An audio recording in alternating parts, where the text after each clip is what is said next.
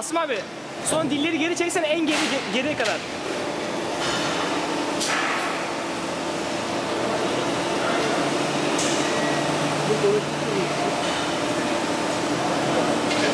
Bu makine neden? Kesin kenar kaçıyor. Anlamadım. Anlamadım. Çok kaliteli değil. Good quality. Good looking. Solar. Anlamadım. Kesin kenar kaçıyor. Bakmıyorum, sadece ölçülere mi bakalım? İstediğin ölçüler değil. Yayınlar var mı? Renkli bir şeydir. Adamı kendisi kaliteli. O ülkenin de Yok gibi. evet, benim onların yok da. Bak onu da bak. Ülkenin bir öyle var.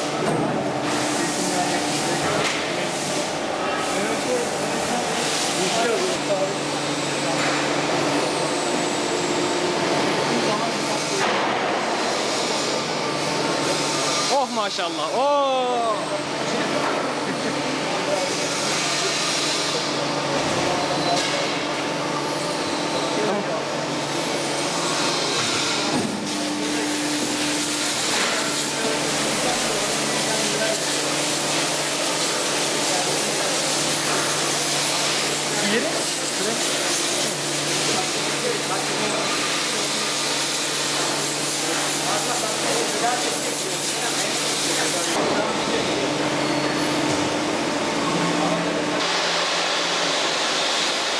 Gözüktü.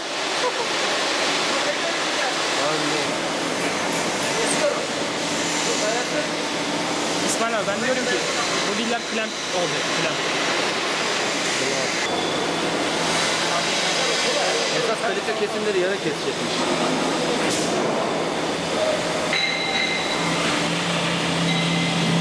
Çok bekliyoruz ya.